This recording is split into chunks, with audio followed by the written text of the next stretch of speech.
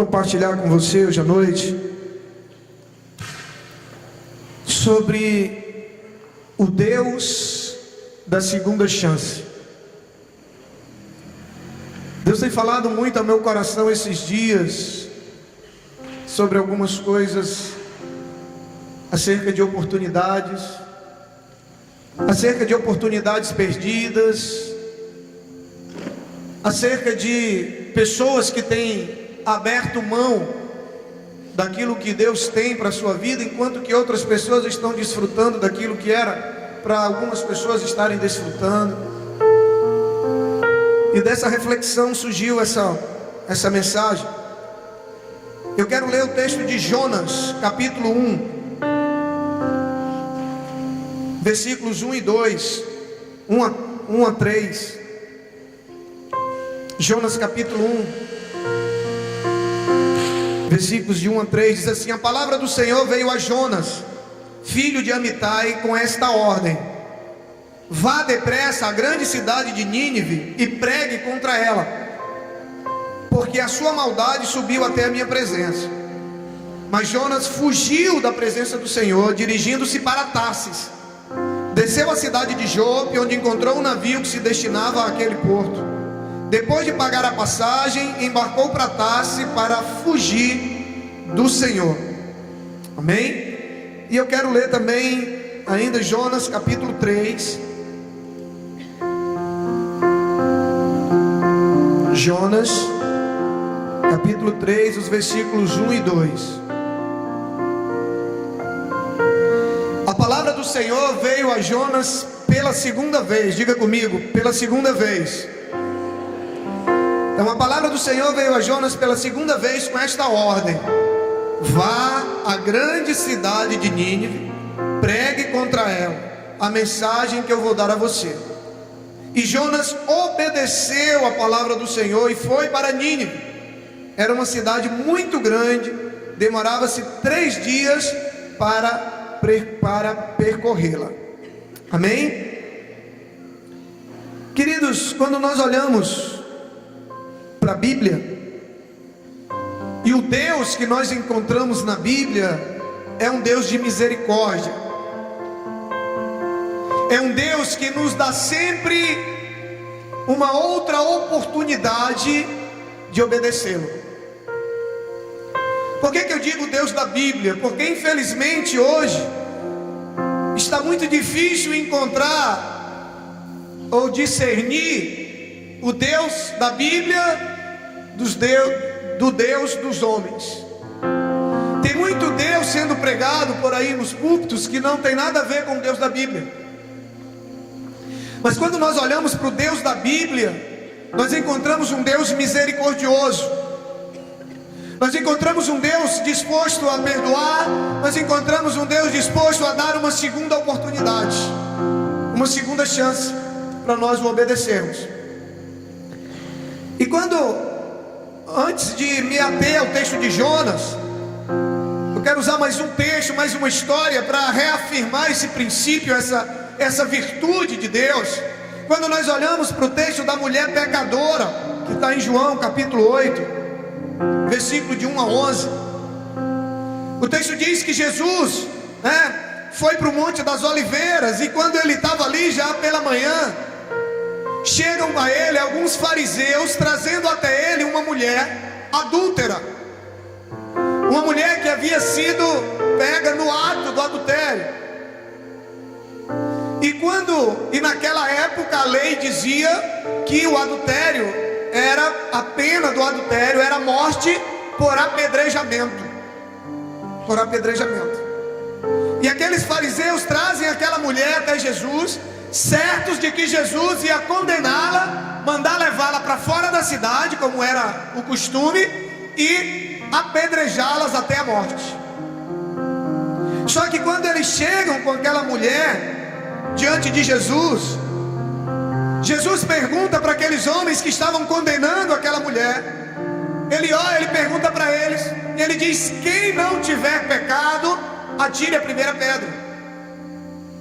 Por que ele diz atire a primeira pedra? Porque era o costume, a lei dizia que ela seria morta por apedrejamento. Então Jesus diz: está certo, a lei diz que ela deve ser morta por apedrejamento, mas quem não tiver pecado, atire então a primeira pedra. E a Bíblia diz que quando Jesus disse isso de cabeça baixa, ele estava escrevendo na terra, e aí quando ele levanta a cabeça, ele olha e vê só aquela mulher, todo mundo tinha ido embora. E ele diz: mulher, onde estão os teus acusadores? Ninguém te condena? E ele diz algumas palavras que revelam essa natureza de Deus. Ele diz: eu também não te condeno. Agora vá e não peques mais. Em uma outra tradução ele diz: agora vá e abandone a sua vida de pecado. Numa outra tradução diz assim: agora vá e não cometa mais o mesmo erro. E o Deus que se revela nessa história, na história dessa mulher, é um Deus de misericórdia. É o Deus que nos dá uma segunda chance. É um Deus que nos dá uma oportunidade de mudar. É um Deus que nos dá uma oportunidade de recomeçar. É um Deus que nos dá a oportunidade de fazer as coisas de uma maneira diferente. Muitas pessoas têm confundido a graça de Deus. Deus é gracioso, Deus é misericordioso. Deus ele sempre vai desejar a mudança, mas Deus ele sempre vai perdoar, ele sempre vai dar a segunda oportunidade. Mas junto com a graça vem o desejo de Deus de que as coisas sejam diferentes a partir dali. E ele diz: vai e não peques mais. Então Deus que nos dá uma oportunidade de recomeçar, uma oportunidade de fazer diferente, de começar a viver de uma maneira diferente. É um Deus que deixa claro que Ele nos ama mesmo quando nós erramos.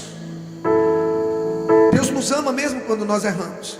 Mas esse texto ele também deixa claro que é um Deus que abomina o pecado e Ele espera de nós uma mudança de atitudes. Ele não simplesmente olha para aquela mulher e diz assim: não, filha, está tudo bem, ninguém te condenou, eu também não te condeno, pode ir e viva a sua vida. Não é isso que Ele diz. Ao mesmo tempo que Ele revela o amor, ao mesmo tempo que Ele revela que Ele continua amando aquela mulher, apesar dela ter sido flagrada no ato do adultério, ao mesmo tempo Ele revela o desejo que Ele tem de que as coisas sejam diferentes a partir dali. Ele diz: eu não te condeno, agora vá e não peques mais, não cometa mais o mesmo erro. Vá e a partir de agora faça diferente. Mude de atitudes. Quando nós olhamos para a história de Jonas, ele dá também, como deu a essa mulher, uma segunda chance de obedecê-lo. Ele dá a essa mulher uma segunda chance para obedecê-lo. Aquela mulher, ela já sabia que o adultério era algo que não agradava a Deus. Ela já sabia que o adultério ia contra a lei de Deus. Ela já sabia das consequências do adultério, ela já sabia. E Jesus dá a ela uma segunda chance de obedecê-lo. E quando nós olhamos para a história de Jonas, também nos revela essa virtude de Deus. Só que na história da mulher adúltera, nos revela a oportunidade que Deus nos dá de segui-lo de uma maneira diferente, de abandonar o pecado e passar a segui-lo, passar a viver uma vida com Ele, passar a viver uma vida de acordo com a vontade dEle. No caso de Jonas, nós encontramos Deus dando a Jonas uma segunda chance para obedecê-lo novamente, mas com relação a um chamado, a uma missão que Deus tinha dado a Jonas. O que diz o texto que nós lemos de Jonas? Deus chama Jonas e diz: Jonas já seguia Deus. Jonas já era um servo. Jonas ele já era cristão. Jonas já fazia parte do povo de Israel. Ele já tinha aceitado o convite para seguir a Deus. Só que agora Deus tem uma missão para Jonas. E Deus chama Jonas e diz: Jonas, vá à cidade de Nínive e pregue contra aquela cidade. Leve a minha palavra, denuncie o pecado, porque a maldade que eles estão vivendo chegou ao ponto que eu não aceito mais. vá lá e pregue para Nínive. O que Jonas faz? Jonas vai para uma cidade chamada Jope. Em Jope ele compra uma passagem para uma cidade chamada Tarsis, que é geograficamente o oposto de onde se localizava Nínive. Ou seja, Nínive é para cá, Jonas foi para cá. E ele desobedece a Deus. Ele desobedece a voz de Deus. Ele ouviu, mas ele não obedeceu. E aí, no segundo texto, nós lemos quando o texto diz que veio pela segunda vez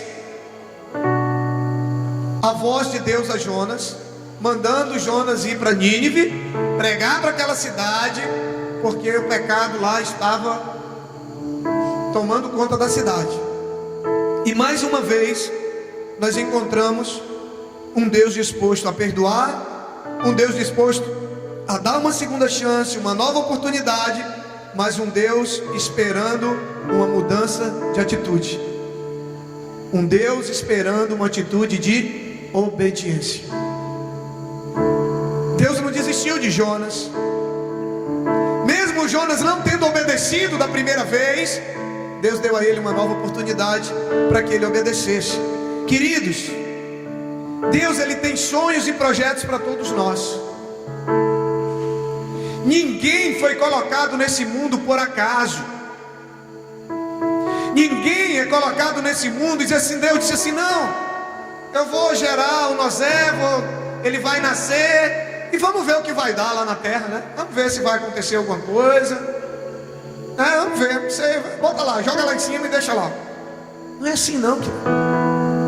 A Bíblia diz que tudo Deus faz é com propósito. Deus ele tem sonhos e projetos para cada um de nós, desde o momento em que nós nascemos. Agora a única maneira da gente viver e desfrutar dos sonhos e dos projetos de Deus para a nossa vida é se nós caminharmos na presença de Deus.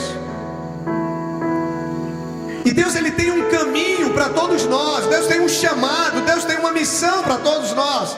E eu creio, queridos, eu creio que se não fosse a misericórdia de Deus, nenhum de nós se tornaria aquilo que Deus nos chamou para ser. Sabe por quê? Porque ninguém obedece de primeira. Ninguém. Hoje eu estou aqui, hoje eu sou um pastor, mas não pense que foi assim. Deus disse vamos, eu digo pronto. Para a direita, pronto. Para a esquerda, pronto. Foi assim não. A gente reluta, a gente desobedece. Deus manda para cá, a gente insiste em ir para cá. E Deus vai sempre dando uma nova oportunidade para a gente obedecê-lo. Se não fosse a misericórdia de Deus, nenhum de nós trilharia o caminho e nem viveria os sonhos que Deus tem para nós e nem cumpriria a missão que Deus tem para nós. E quando eu olho para a história dessa mulher e para a história de Jonas, eu entendo que por causa da misericórdia de Deus, por causa que Ele é esse Deus que nos dá uma outra oportunidade de obedecê-lo, uma outra oportunidade de fazer as coisas diferentes, é que nós conseguimos então vivermos dentro do propósito de Deus para a nossa vida. Todos nós relutamos ao chamado de Deus. Todos nós. Primeiro nós relutamos para segui-lo. Quantos que hoje estão aqui, que entregaram sua vida a Jesus, que hoje seguem a Deus, que hoje estão seguindo a Deus, seguindo a palavra, estão na presença de Deus, mas quantos estão aqui que quantas e quantas vezes você não relutou? Você ia para o culto e via a mensagem, e aquela mensagem falava ao teu coração, e Deus te chamava, e você sabia que era com você, mas você dizia, eu não vou. E você empacava ali igual bode para ir para a água.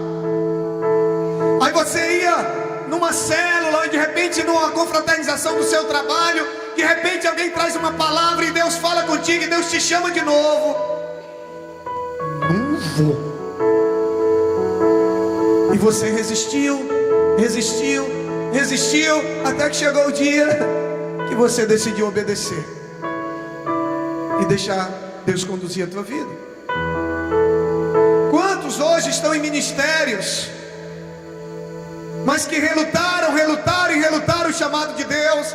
Não, eu não quero me envolver. Não, eu não quero, dor de cabeça. Não, eu não quero. E Deus foi falando, e Deus foi chamando e dando outra oportunidade.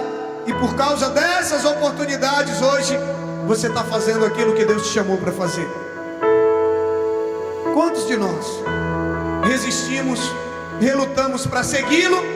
E quantos de nós relutamos para servi-lo, para cumprir a missão que Ele tem para nós?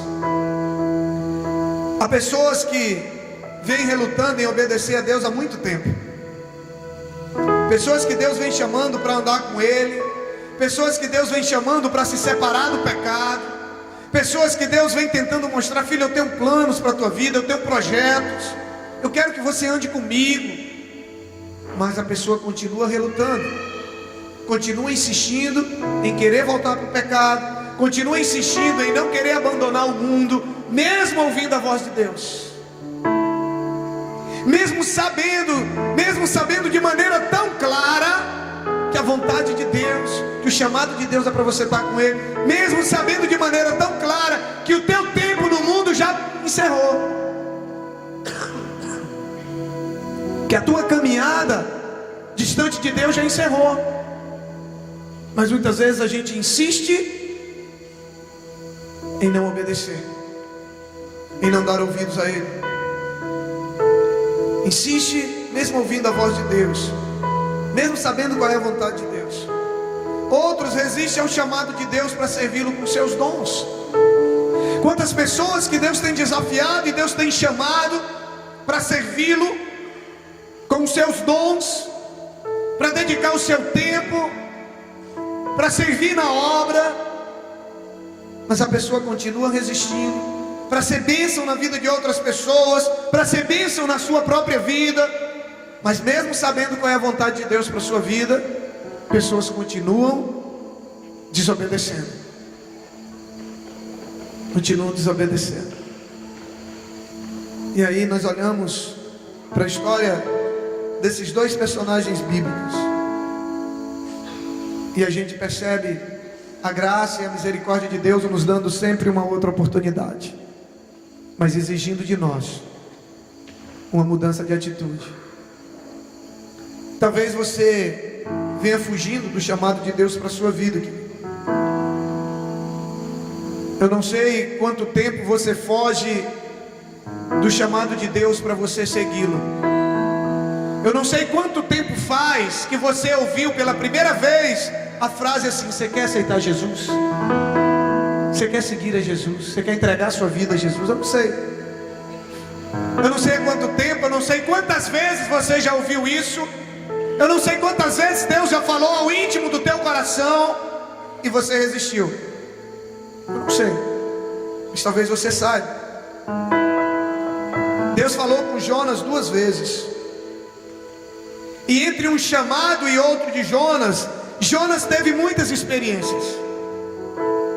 Entre um chamado e outro de Jonas, Jonas teve a experiência, por exemplo, do ventre do grande peixe. Uma experiência difícil. Jonas passou por uma tempestade no navio, foi lançado no mar, foi engolido por um grande peixe, e Deus o salvou e lhe deu uma nova oportunidade. Talvez entre a primeira vez que Deus te chamou para andar com Ele e hoje, talvez muitas experiências você viveu. Talvez você tenha passado muitas tempestades. E depois de todas essas experiências, Jonas então decidiu obedecer. Eu não sei se as experiências que você passou até aqui já lhe convenceram a obedecer. Mas hoje Deus te trouxe aqui para te dar uma nova oportunidade, para te dar uma nova chance de obedecer. Talvez depois de algumas experiências que você tenha passado, talvez depois de algumas tribulações, talvez de algumas tempestades no navio,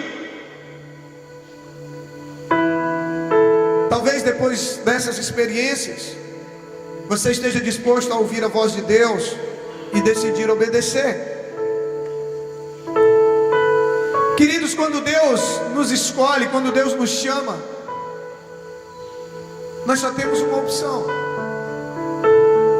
O chamado de Deus, ele não vai mudar. Às vezes a gente diz não, achando que Deus vai desistir. Mas quando nós olhamos para a história de Jonas, quando Deus chama Jonas a primeira vez, Deus tinha uma missão para Jonas. Depois de todo o tempo que passou, depois do navio, depois da tempestade, depois da baleia, depois de tudo que Jonas passou, Deus chama Jonas novamente. E qual era a missão que Deus tinha para Jonas? A mesma. O mesmo chamado. Porque os propósitos de Deus para a nossa vida, eles nunca mudam. O propósito que Deus tem para você, ele nunca vai mudar. Você pode nunca viver os propósitos de Deus para a sua vida, se você insistir em dizer não para Deus durante toda a sua vida. Mas eu quero dizer para você que os propósitos de Deus para a sua vida, eles nunca vão mudar. Eles nunca vão mudar. Se você decidir obedecer a Deus daqui a 10 anos, o propósito dele para a tua vida vai continuar o mesmo. O chamado que ele tem para ti vai continuar o mesmo. Ah, não, eu chamei o pastor Alex para ser ministro de louvor, para usar ele na área da música, mas como ele não aceitou, eu vou chamar ele para ser pastor, para ver se ele aceita. Eu vou chamar ele para dançar, talvez ele aceite. Misericórdia. Querido, tem duas coisas que não podem acontecer na comunidade batista, tão cedo pelo menos. É eu cantar e o Alex dançar. Vocês percebem quando ele tenta alguns passos aqui, vocês percebem que é de baixo. Ou será que é só eu que vejo aqui de cima? Todo mundo fala de mim cantando, mas amanhã a gente está indo para Cruzeiro do Sul, abrir aí a primeira célula da comunidade batista lá em Cruzeiro do Sul, e pode aplaudir o Senhor em nome de Jesus. E começo de igreja, a gente tem que fazer tudo, né? Não sei se lá de repente no sábado a gente vai ter que improvisar aí, eu cantar, tu dançar, não sei como é que vai ser. Mas o fato é que Deus não muda. O projeto, o plano, o chamado dele para a sua vida não muda. A nossa negligência não muda os planos de Deus. A nossa desobediência não muda os propósitos e os projetos de Deus. Não muda. Quando Deus te escolheu para andar com ele, para segui-lo, Deus vai continuar te chamando, querido. Ah, eu vou parar de vir na igreja, porque toda vez que eu vou na igreja, sabe, fica aquela vontade lá na frente, aquela vontade, mas eu não quero. Aí você não vem na igreja, Deus vai usar pessoas de outro lugar para falar contigo. Porque o propósito dele para você não vai mudar. Não vai mudar. O que ele preparou, o que ele sonhou para ti, quando você nasceu, continua de pé. Deus não muda os pensamentos dele acerca de nós com o passar do tempo. Os dons e os chamados de Deus, querido, eles nunca mudam. Os dons e o chamado de Deus, eles nunca mudam. E nem mesmo a nossa desobediência, nem mesmo as experiências que nós tivemos com a desobediência, vai mudar o propósito de Deus para a nossa vida. Mas Ele sempre vai nos dar uma chance, uma nova chance de obedecer. Sempre. Aceitar o chamado de Deus para nós é aceitar nos tornarmos algo que nós não somos. Quando Deus chama Pedro, o que Pedro era? Um pescador profissional. E Deus chama Pedro para segui-lo, e ele diz: Pedro, eu vou fazer de você o quê? Um pescador de homens. Você acha que se pega homens igual se pega peixe? Ah, já sei, Deus chamou Pedro, agora Jesus vai chamar, reunir a multidão. Quando Jesus estiver pregando, Pedro vem e joga a tarrafa. É assim? Não. Deus chamou Pedro para se tornar algo que ele não era, para se tornar um pescador de homens. Aceitar o chamado de Deus é aceitar se tornar algo que nós não somos. É estar disposto a deixar de ser aquilo que nós somos e aquilo que nós gostaríamos de ser, para ser aquilo que Deus nos chamou para ser. Aceitar o chamado de Deus é aceitar, deixar de ser aquilo que somos e aquilo que gostaríamos de ser, para nos tornarmos aquilo que Deus nos chamou para ser. E aí é onde a gente vê um dos erros gritantes da teologia da prosperidade: o Deus que realiza os teus sonhos. As pessoas querem Deus para realizar os seus sonhos, não é isso? Deus quer pessoas que estejam dispostas a viver os sonhos que Deus tem para eles. Que Deus diz: os meus pensamentos não são os teus pensamentos, os meus planos para ti não são os teus planos. E eu vou te falar uma coisa: os nossos planos para nós nunca estão de acordo com os planos de Deus para nós. Mas a gente está vendo uma geração que quer Deus para realizar os nossos planos.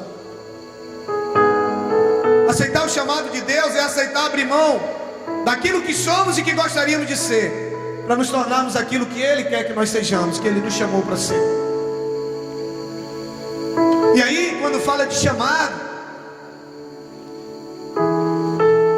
nós precisamos entender uma coisa, querido, algo muito precioso.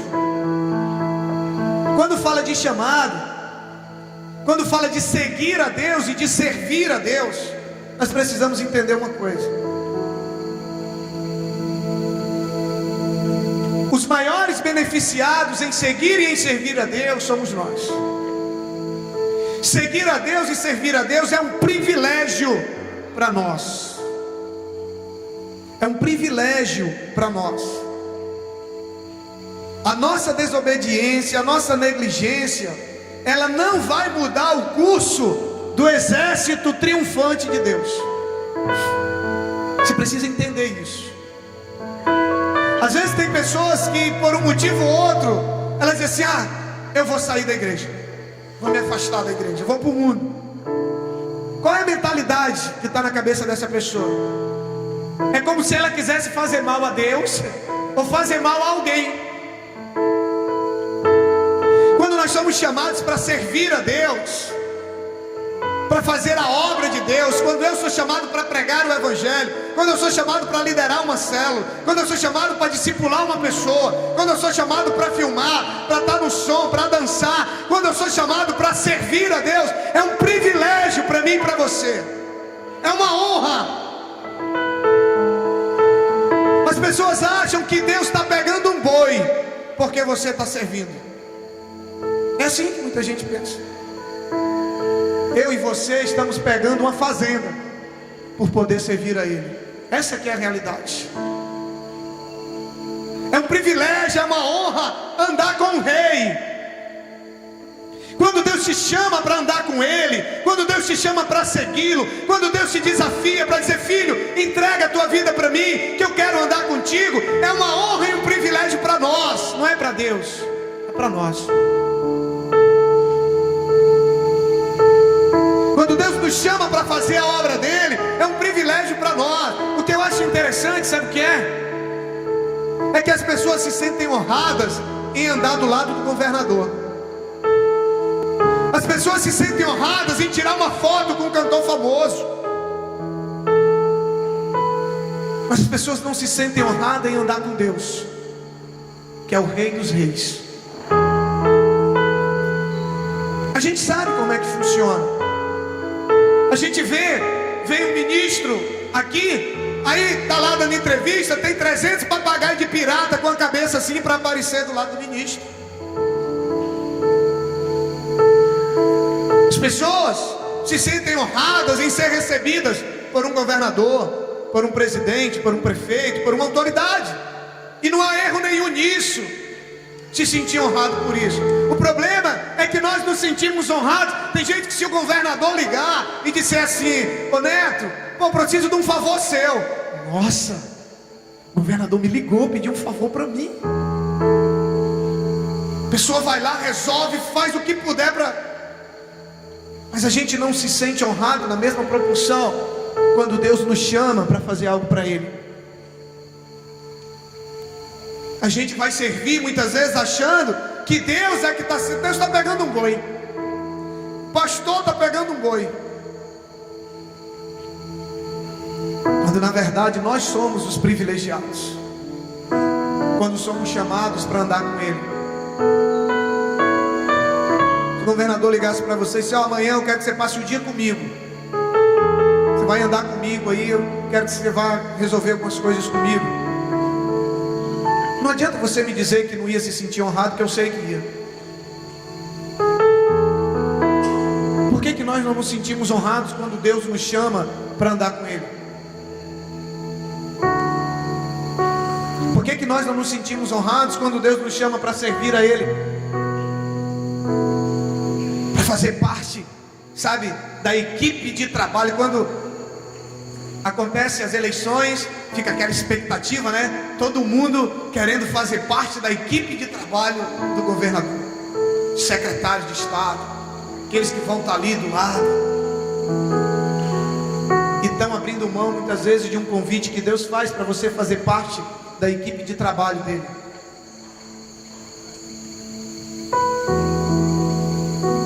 Nós somos privilegiados. É tempo da gente parar de pensar que Deus depende de nós. É tempo de parar de pensar que se eu não seguir a Deus, ou não me envolver na obra dele, o prejuízo será para Deus. Seguir a Deus e servir a Deus é uma honra e um privilégio, e não um favor que nós fazemos para Deus. Nós erramos, nós falhamos, nós desobedecemos, assim como Jonas e aquela mulher adulta, mas Ele continua nos dando a honra e o privilégio de não só andar com Ele, mas de fazer parte da sua equipe de trabalho. Ele continua nos dando a honra.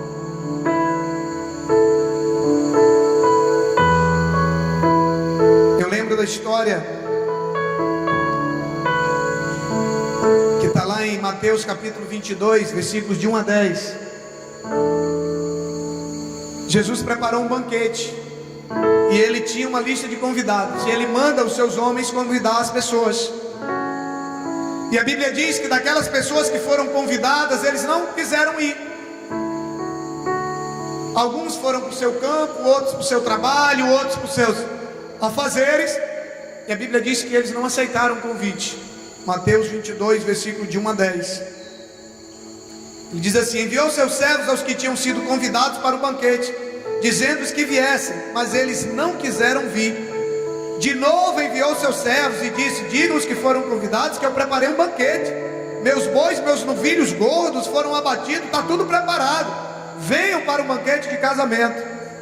Mas os seus servos, uns foram para o seu trabalho, outros para o seu campo, e eles não aceitaram o convite. Está lá no texto de 1 a 10. E aí o que Jesus faz? Ele diz: então vá, e o que você encontrar na esquina, o que você for vendo, pode trazer. Convide outras pessoas. E aí vem outros convidados e desfrutam do banquete que havia sido preparado para aquelas pessoas. Onde que eu quero chegar? Tem muita gente desfrutando de um banquete que era seu e você abriu mão. Eu tenho falado muito isso no meu coração esse mês, de pessoas que eram para estar em determinados lugares e não estão. Se alguém está no seu lugar, é porque você não soube valorizar. E quem ocupa o seu lugar se torna herdeiro das bênçãos e das promessas que estavam reservadas para você. Muitos convidados desfrutaram de um banquete que era para outras pessoas. Tem muita gente abrindo mão do que Deus tem preparado para ela, porque tem aberto mão de estar no lugar que Deus chamou para estar. Muita gente. Tem muita gente na igreja fora do lugar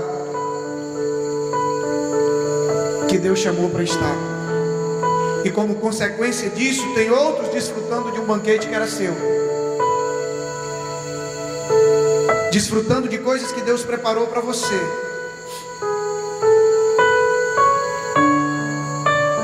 Ainda capítulo 22, acho que o versículo 12 ou 13, ele diz assim: muitos são chamados, mas poucos os escolhidos.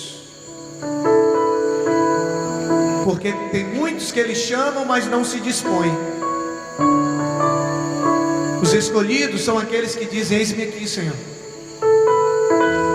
Muitos são chamados, mas poucos escolhidos.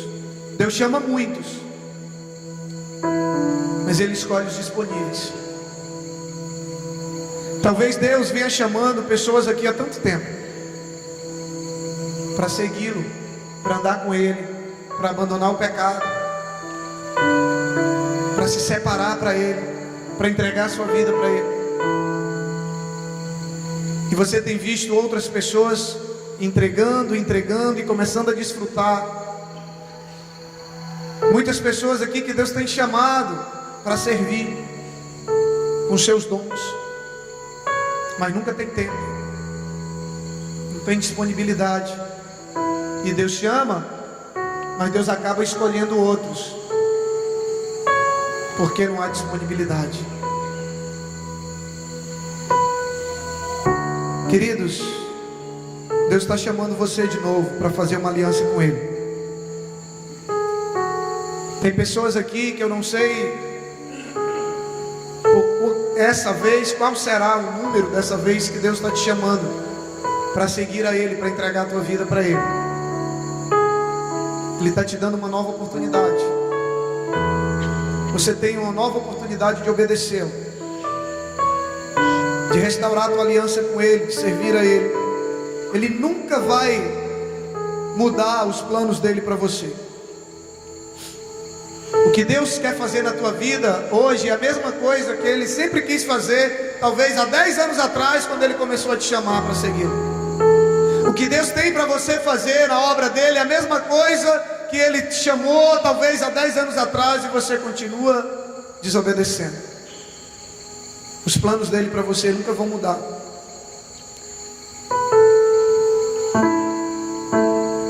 E aí a grande questão é: o que nós vamos fazer com essa nova chance? O que aquela mulher adúltera fez com a nova oportunidade que Jesus deu a ela? Jesus disse: olha, não te condeno, agora vá e não peques mais. A Bíblia não relata se ela voltou a adulterar ou se ela então passou a seguir a Jesus. Mas a história de Jonas relata. O que Jonas fez com a outra oportunidade que Deus deu para ele? E aí eu quero ler o texto mais uma vez, para a gente encerrar. A palavra do Senhor veio a Jonas pela segunda vez com esta ordem: vá à grande cidade de Nínive e pregue contra ela a mensagem que eu vou dar a você.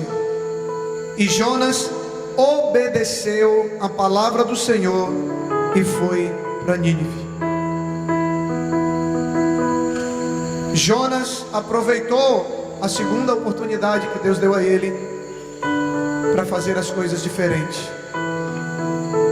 Eu não sei se é a segunda, se é a terceira, se é a quarta, se é a 30ª, não sei. Eu só sei que é uma nova oportunidade que Deus te dá hoje. Ele te chama para andar com Ele, entregar a tua vida para Ele. E Ele te chama para servir a Ele, você que já anda com Ele. Ele tem uma missão para você. Ele tem um chamado para ti. Eu queria que você ficasse de pé em nome de Jesus.